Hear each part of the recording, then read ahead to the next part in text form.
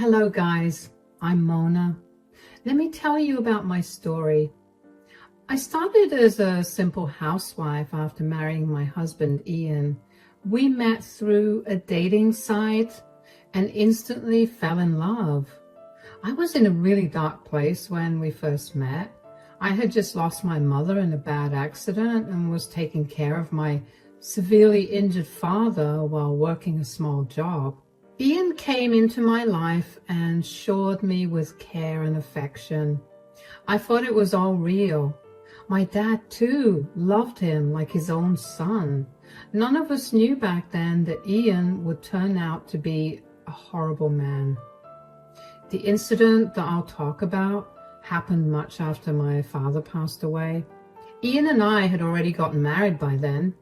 Ian was working a decent job but also trying to establish his own business. His father, Jeremy, also had a business, but Ian never wanted to be a part of it. It was Ian's dream to have $1 million business that he would completely build from scratch. My father actually helped him out with a lot of money so that he could start his own company. Actually, you can say that my inheritance was cut in half because of the money my father gave him. He had really loved Ian and thought that he would make me happy. But fate had other plans. I quit my job and stayed at home after our marriage. It was actually Ian who insisted on me leaving my job. He said, "Your father is getting sicker, Mona. You need to be around him more." "I don't know how I'll handle everything, Ian. I have to go to work, take care of our home and take care of my father as well. It's honestly draining me." "Why don't you just quit your job? I can support us." "Really? You would do that? Won't that be a problem?" "No, Mona, it won't be a problem. My father-in-law is helping me build my own business.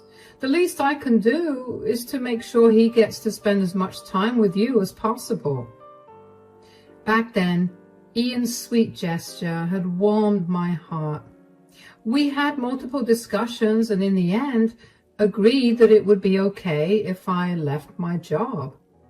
It's allowed me to have more time with my father and I'm still grateful for that. But I had failed to realize that Ian wasn't the man I thought he was. He changed into a different man after my father died. He started to yell at me for small things and didn't even show affection anymore. I was already drowning in sorrow and he was of no help. Back then, I thought that all the stress was from Ian trying to establish his business. He was quite close to launching it after my father died, so I blamed it all on work pressure. Instead of relying on him for comfort, I decided to do something nice for him. On the day of his office inauguration, I decided to throw him a party. He didn't want me at the office inauguration, so I decided to just have a surprise party at home to show him how proud I was of him for working so hard. Guys, I had meticulously planned this party and did my level best to surprise my husband. He was busy preparing to launch this business and I wanted to reward him for that. I had noticed that he had become a little distant from me, but I chalked it up to him being busy with the business, so I ignored that red flag and happily went on to make a huge arrangement for a surprise party. I invited all our close friends and family members. I personally went to several vendors to get the best supplies for everyone. I put in a lot of effort and wanted to do something special for my husband. I sometimes wish I wouldn't have wasted my time like that.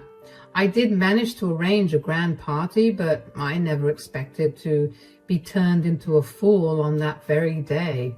On the day of the party and office inauguration, I told my husband that he needed to come home soon. He was very irritated and didn't even want to talk to me. I did my job and worked around the house quietly while he got ready to go to work. When he was almost done with breakfast, I said, "Honey, you need to come home early today. Please come home as soon as the office inauguration is done." "I don't have lots of free time to come home early, Mona. I have things to do and a business to run. I know that, Ian. You're working very hard and I can see that. You know I won't ask you for anything unreasonable. Well, you're being unreasonable right now. I am a busy man, so you can't just expect me to come home whenever you demand. It's just one day, Ian. Can't you do this for me? It's inauguration day anyway, so you won't have a lot of work. You are asking me to sacrifice my work to come home early for you? Have you ever stopped to think about what puts food on your plate? No. Why would you care? You are just a housewife. I guess it's wrong for me to expect you to care when all you can do is make demands. I'm not demanding anything, Ian. It's a simple request. I never ask you to sacrifice work for me. It's something important. That's why I'm asking you to come home early. Fine, I will come early. Now, can you please shut up and let me have my breakfast in peace? You don't have anything to do, but I will be slaving my butt off at work. At least let me eat in some silence. Ian seemed even more irritated than before when I started to talk. His tone was extremely bad, and his mood wasn't all that great either. The way he spoke to me and dismissed me really hurt my feelings. He even gave me a little lecture about how I don't know what he goes through because I was a housewife. It was demeaning, but I let it go. I had a habit of letting things go because I was in love with my husband. I didn't want to lose him, so I kept my head down and did whatever he wanted me to do. I'm sure any woman in my shoes would have been extremely offended and even started a fight with their husband that morning. Now that I think back on it, I definitely should have fought with him. At least that way, I wouldn't have been a complete doormat to him. But what I did that morning was shut my mouth and let my husband have his breakfast in peace. I did exactly what he wanted. He was already in a bad mood and I didn't want to make him any angrier. Ian ate in silence and left in silence as well. I didn't bother him anymore. To be honest, I did feel very hurt at the way Ian spoke to me. I knew very well that he was being snarky and said some really disrespectful things to me, but I pushed everything to the back of my mind. There was a party that needed to be hosted and I couldn't afford to be distracted that day, so I ignored my own feelings and concentrated on the party instead. I had planned to speak to Ian privately a day after the party to address some issues that had arisen in our relationship. I stupidly thought that he would understand and try to be more mindful. And with that false hope in mind, I put on a happy face and made the final arrangements. The party started at the house even before Ian had arrived. The plan was to decorate our backyard and have everything arranged after Ian left for work. The vendors did charge me a lot for last-minute preparations, but I paid out of pocket for it. I was using my dad's inheritance and wasn't taking any of Ian's money. I think I should make that clear here. Anyway, the guests arrived along with my father-in-law, Jeremy. He was appreciating my party planning skills when I heard Ian pull up to the house. I quickly went to get the door and welcomed Ian inside. He seemed to be still a little irritated, but didn't say anything as I led him to our backyard. Everyone yelled, "Surprise!" and cheers went up all over the place. Ian just looked at everything very stoically and then turned to me to say, "What is this? Did you arrange this?" "Yes, it is a surprise party that I arranged for you, Ian." "Why?" "Wait, don't tell me you're pregnant. Oh God, that would be the worst news ever." "What? No, I'm not pregnant, Ian. This is just a celebratory party for your business, Ian. Why did you react so negatively to it?"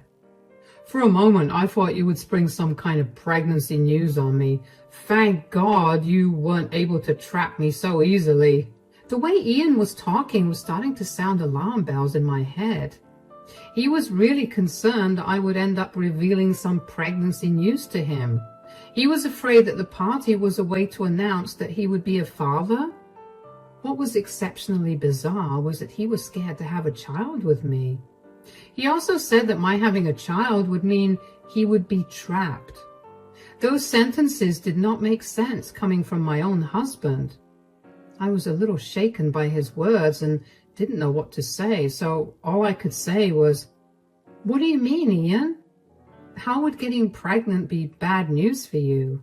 "You getting pregnant will definitely be bad news for me because of what I had planned to do today."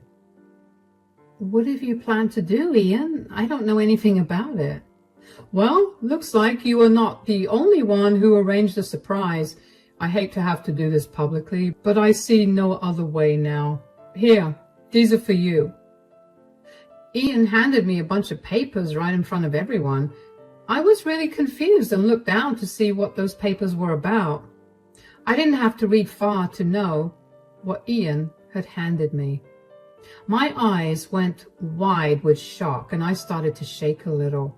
I looked at Ian in disbelief and desperately wanted him to tell me this was a prank or a joke. However, Ian was stone-faced, looking at me like he was annoyed by my very presence. His voice gave it away when I said, Are these divorce papers?" "Can't you read, Mona? Of course they're divorce papers." But why, Ian? What happened? Why would you want to divorce me?" "Why would I want to divorce you? Are you really asking me that? Answer me first, Mona. Why should I stay married to you in the first place? I have literally no reason to stay married to you." "What are you talking about, Ian? We love each other. That's why we got married in the first place." Ian started to laugh when I said that. I was horrified by his reactions. I even started to softly cry when I realized that he wasn't joking about the divorce papers. My mind was a mess and I didn't even notice what the guests' reactions were. I was pretty sure that they were as surprised and confused as I was. They looked on while Ian laughed and continued to say, "Get off your high horse, Mona. Why do you think I still love you? I never loved you to begin with." "What? You never loved me?" "No, I never loved you. My biggest mistake was getting into a relationship with you." "Then why? Why did you marry me?" "Well, I wanted to break up with you, but I couldn't. Your father promised to invest in my business, and I knew he would have backed away if I'd broken your heart." So you used me for money? All this was for money? Did you never really love me, Ian?" "No, I never loved you." "Well, I thought I could get used to you or something, but that didn't happen. You're just a dim-witted housewife who will never be able to have my love and admiration, so I've decided to finally call it quits and move on. That's what the divorce papers are for." Those words did it for me. I fell to my knees and started to bawl because I hadn't expected the love of my life to say those things to me. That day, right in front of everyone, Ian had said that he had no feelings for me. He had just married me for money and regretted being with me in the first place. He had literally given me the impression that he was a loving and caring man. That day, I saw a very different side of him. He was nothing short of a monster. Ian was a cold, calculating, evil man who had nothing but greed in his heart. And I had wasted 5 years of my life on a man like that. My heart broke so badly that I could barely hold back my tears. Right in front of everyone, I cried my eyes out while my friends rushed in to calm me down. I was in such a bad state I couldn't even speak, but I did hear my father-in-law take a stand for me. I heard him say, "Are you insane, Ian? What on earth are you talking about?" "I only told the truth, Dad. It's too bad Mona can't handle reality. I'm done pretending I love and adore my wife. She's nothing but a useless woman." "I didn't raise you to treat women like that, Ian. You have really crossed your limit and said some horrible stuff about Mona. This is unacceptable. I can't believe my son had grown up to be such a greedy and selfish man." "Oh, please, Dad, there's no need to lecture me. I did what I had to do to establish my business." I have already said that I tried my best to be with Mona and adjust, but she's just too dumb and useless for me. How dare you call your own wife dumb and useless, Ian? Have you forgotten what she had done for you? She literally took care of you for 5 years, and now you are saying that she's just useless? Come on, Dad. Being a housewife is not a big deal. Yes, she took care of me in my house, but I also fed her in return. I gave her financial security that she could only dream of since she wasn't capable of anything. You are dead wrong, Ian. Mona is much more capable than you are. You are just being a blind and prejudiced man. If she's such a catch, she can find herself another man or maybe a job. I'm not going to stay with her any longer. I have my own business now, and all I need is a smart wife who would help me run my business. A girl like her is only good for middle-class people with 9-to-5 jobs. Jeremy and Ian had a huge fight, and they argued for quite a while. Things got pretty heated between them, and people had to step in and separate them. Though my guests helped break up the fight between Jeremy and Ian, they were on my side. Most of our guests were vocally telling Ian that this was a bad idea and that he was making a huge mistake. A lot of my friends and even his own family members berated him for what he was doing. Ian remained stoic and only kept saying that he deserved someone better, and a businessman like him wouldn't be with a dumb woman like me. After what felt like ages, I got up from the ground and looked at Ian to say, "You really regret marrying me, don't you, Ian?" "Yes, I regret marrying you. But maybe it was a good thing because I wouldn't have your father's help otherwise." "So, I was only good for the money, wasn't I? You don't feel anything for me and think I'm a dim-witted woman." "That's right. You're just a housewife who's of no use to me anymore. Don't try to beg me to stay, Mona. It won't work on me." "Very well then, Ian, if that's what you think.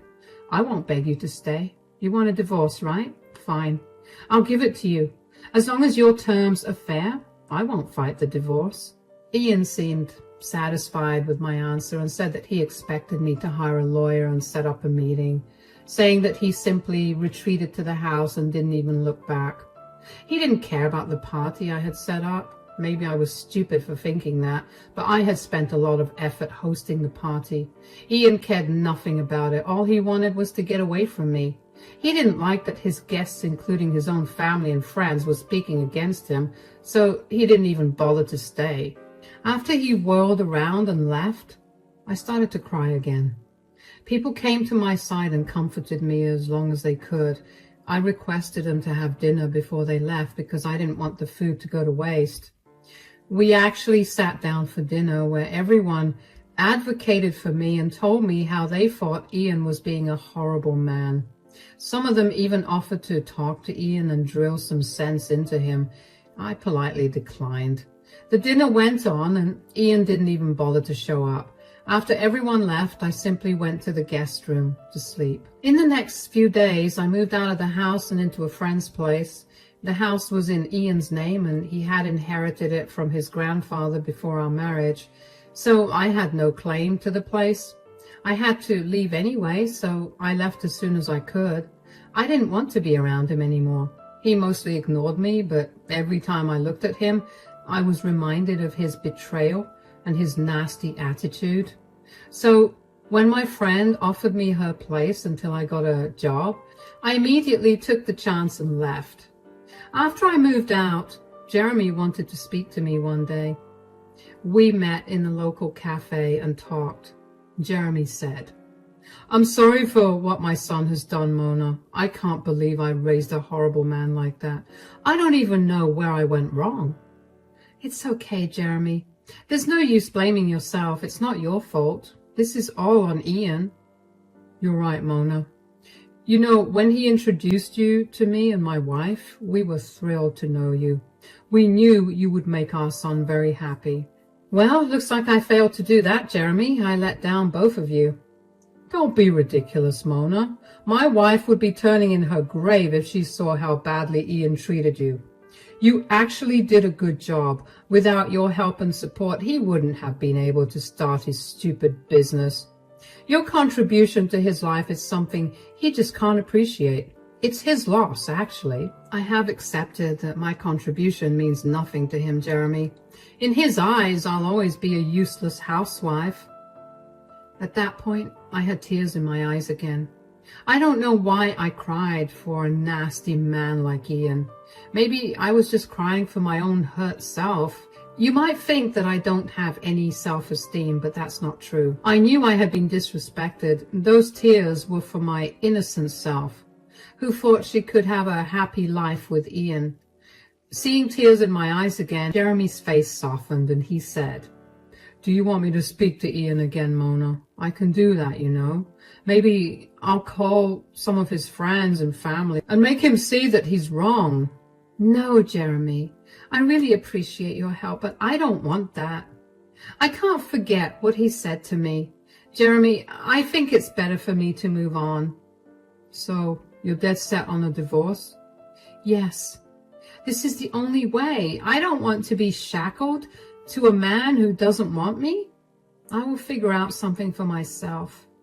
"Well, I can help you with that, but you have to promise you won't deny help."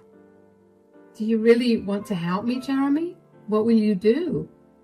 "I've been doing some thinking, and I want you to come work for me." I was a little taken aback by what my father-in-law said. If I had heard him correctly, he was telling me that he would like me to come and work for him. Jeremy actually had his own business, so that's how he was able to offer me a job. But it was still absurd to me. I said, "You are offering me a job? But why?" "Because I see potential in you, Mona." "I still don't understand why, Jeremy. I'm just a housewife with very little experience in any field of work. Why would you want to hire me?" "As I said, Mona, I see a lot of potential in you. I know that you dropped out of college after your mom's death because you had a hard time coping with your grief." How did you know?" "Your father and I had become good friends, you know. He used to share everything with me. He really wanted you to go back to college and explore your skills. I think you should do that now. And I will help you too." Jeremy explained his plan to me in detail about how I could be able to get my life back together. I was a little surprised that he knew about me going to college. I usually don't tell people that because I was ashamed of dropping out when my mental health got bad. Ian also played into this insecurity of mine and often reminded me how I was lazy and dumb for dropping out of college, so I never told people about it. It was my father who told Jeremy and even expressed his wish for me to go back to college. I hadn't really considered that since I was content being a housewife. However, recent events have made it clear to me that it's not a good idea for me to depend on anyone. Besides, I really wanted to prove a point. I was really angry and hurt over Ian's words and wanted to do something to make him regret doing this to me. So I accepted Jeremy's offer, but I was still skeptical about college.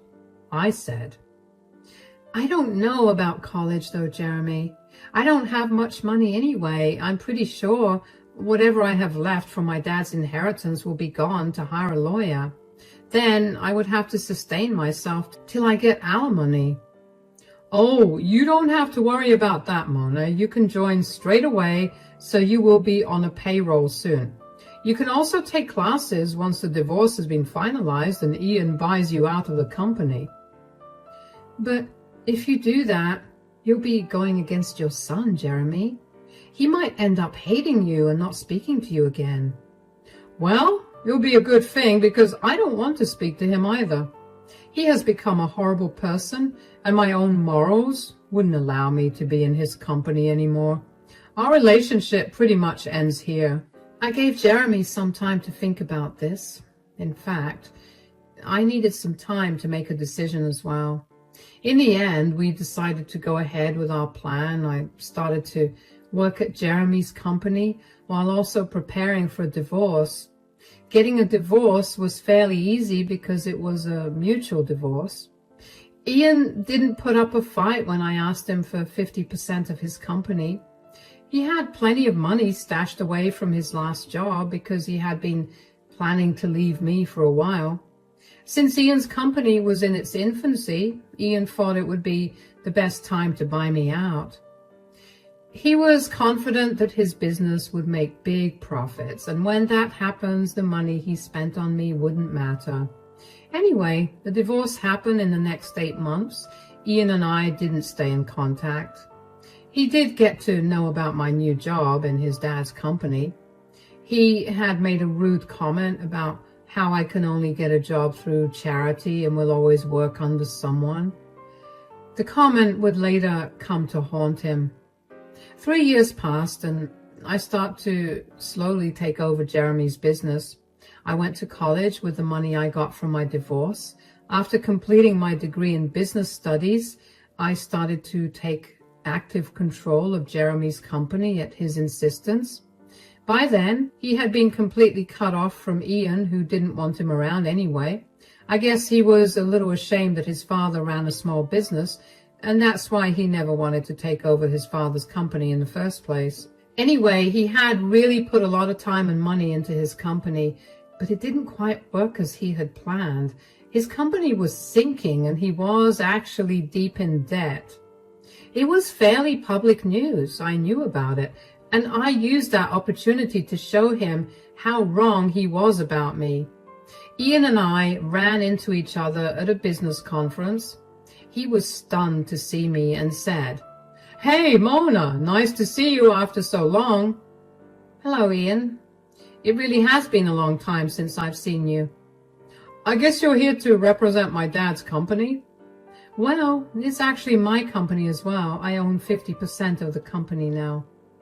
He's planning to retire soon and will be giving me the rest of his shares as a gift." "Oh, that's great news, Mona. I can't believe my dad's company has grown so much these past few years." "Yep. We have opened multiple stores across the state. We have major plans for expanding it further." "I see. You have done well for yourself, Mona. Everyone has been praising you, and even Dad tells everyone how much you have helped him to expand his company." "You can definitely say that, Ian. I remember how you called me a dim-witted housewife. I guess the tables have turned now, haven't they? What a twist of fate.